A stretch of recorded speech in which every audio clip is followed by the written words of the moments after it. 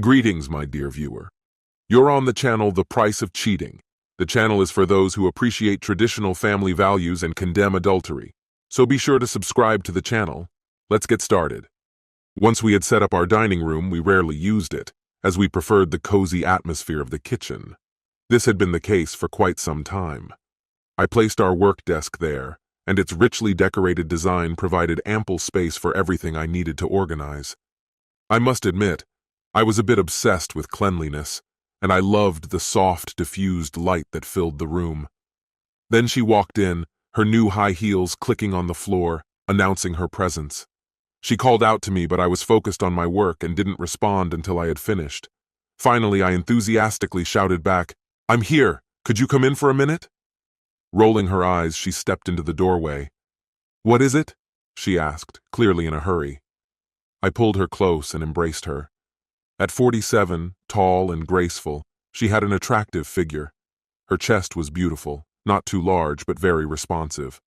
Having no children, she hadn't faced the struggles of post-pregnancy weight. Her weight was nearly the same as it had been when I married her 27 years ago. I always admired her chestnut hair, so I was a bit upset when she decided to go blonde 4 months ago. She looked a little cheap, though maybe I'm being biased. "I won't take long," I reassured her. "Besides, I have a feeling your meeting might get canceled. Let's go. I'll leave you in peace if you finish this up. You made it pretty clear where you'd prefer me to be." She dramatically sighed and rolled her eyes, taking a seat opposite me. "Thanks. As I said, I'll be brief. I want you to think carefully and be honest. This isn't just a hypothetical. Tell me in monetary terms, how much do you think intimacy with you is worth? Do you believe different acts have different values? I know that escorts have different rates.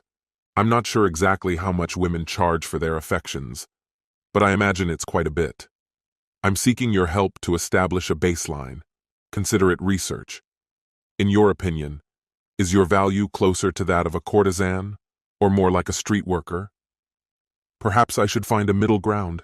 Should I take into account factors like enthusiasm, skill level, and various seductions, like lingerie, mood enhancers such as soft lighting and candles, or indulgences like strawberries and chocolate? I'm also considering the appeal of motel rooms and other similar options. That's the kind of perspective I'm aiming for in my overall evaluation. As I continued my monologue, I noticed her expression changing, her mouth slightly agape in disbelief. When I finally paused, hoping to give her a chance to respond, she quickly closed her mouth. "What are you talking about? This isn't funny, Donald. It's ridiculous." She used my full name, a clear sign she was irritated. If I kept pushing, she'd quickly transition to full-blown anger. "Oh, I get it, Sherry. It's absurd. Just like it's been absurd ever since you started flirting with Jameson." "So it's Jameson, is it? What a pretentious name. He's just a bumpkin in a suit. His friends call him Jimmy Jam, and that name fits him better." Her eyes narrowed. I could feel a storm brewing. "Go on, Mount St. Helens, erupt already. I've already told you nothing's going on between us. He doesn't even mean that much to me. Is that really what this is about? I swear, if you mention him one more time, I'm walking out of here." I couldn't help but smirk. Jameson, Jameson, Jameson, Jimmy Jam. It sounds like a rapper's name, doesn't it? A backwoods rapper, Jimmy Jim Jameson, rhyming about his pickup truck, partying hard, and maybe even getting involved with married women. I see a bright future for him and lots of money. Surprise flashed across her eyes, and then they narrowed again, as if she was starting to understand what I was getting at. "I'm really sorry, Sherry. I got sidetracked and it won't happen again.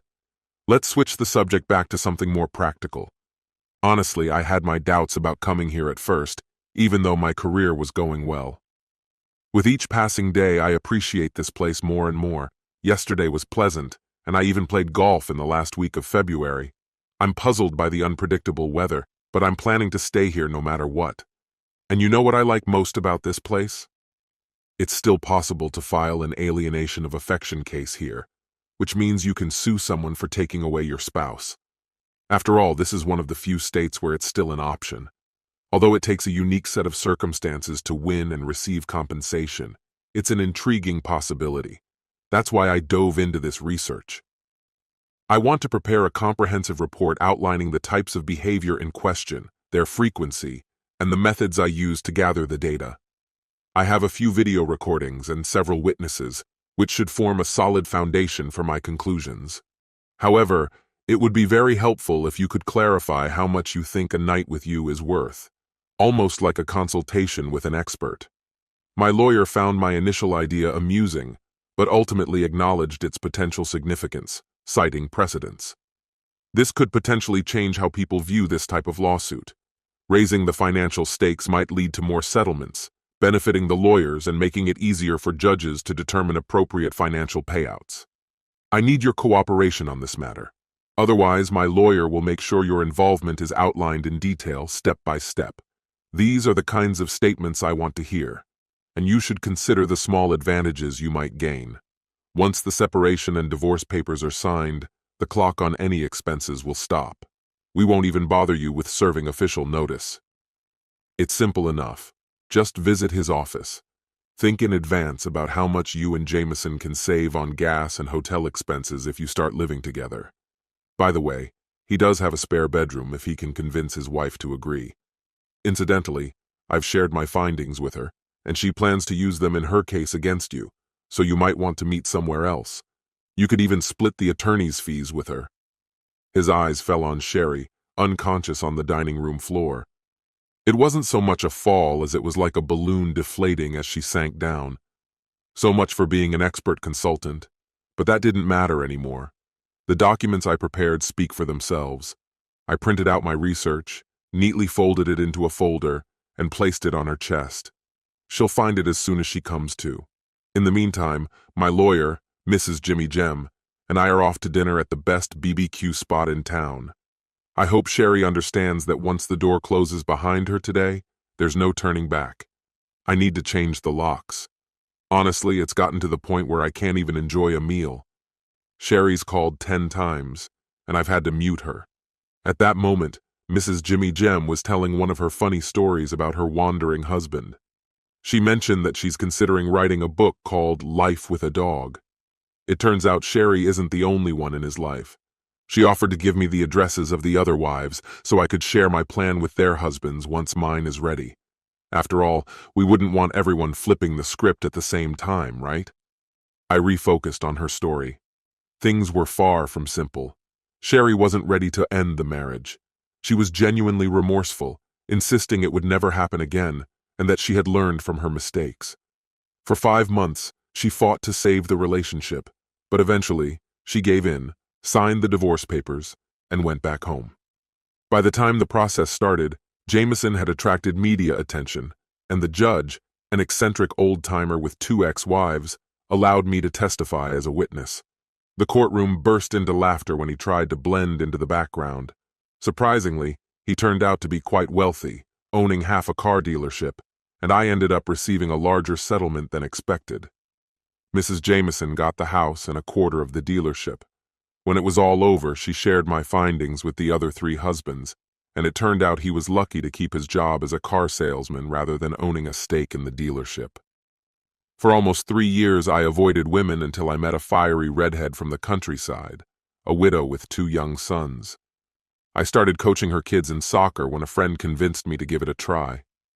At first, things didn't click between us, but over time we grew warmer toward each other. She often teased me about my chivalrous gestures in public, like holding doors open, pulling out chairs at restaurants, and always being attentive in social settings. She kept joking until our 3rd date when I finally lost my patience. I told her, "If you don't like being treated like a lady, that's your choice. But if you're with me, I will treat you that way. If you want to be treated poorly, go back to where you came from." She looked confused but quietly waited for me to open her car door, and we drove home in silence. Later, as I walked her to her door, she apologized. I did my best to explain my point of view. I was raised with certain values. My grandfather believed that women should be treated with respect, in public, like a lady, in private, like a partner, and of course he had his own views on intimacy. Your eyes glimmer in the moonlight, and if I were to be in a relationship with you, how would I engage with you in that intimate space? I would cherish you as an incredible individual, focusing on making our time together truly unforgettable. My goal is not dominance or control, but rather to be a lover who leaves you completely fulfilled. But I feel we haven't reached that moment yet. Do you know what might be holding you back, my dear? Overthinking. The next morning, we were late picking up the boys, and her mom gave us a knowing smile. A year later, when we gathered them around the table to share the news that in 5 months I would be their new dad, they burst out in joy. We had a playful relationship, and I joked with the eldest, telling him he would be the one to carry the ring. The youngest was curious to know what his role would be. "What will my part be?" he asked. I replied, "Well, we'll need a flower girl." "Mommy, Daddy wants me to be the flower girl," he exclaimed. I reassured him, "You'll look absolutely stunning in the dress." He seemed on the verge of tears, so I took him into my arms and sat him on my lap. "I was just kidding, son. How about you carry the ring and your brother will be the best man?" No one objected, and that's exactly how it went. 5 years later, it's amusing to hear them grumble about having to look after their little sister. After that, I never saw Sherry again.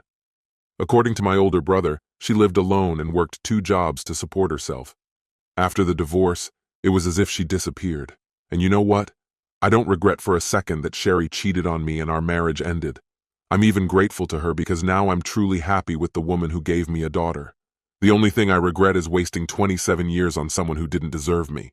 This concludes the story. If you like it, then put your powerful like and subscribe to the channel.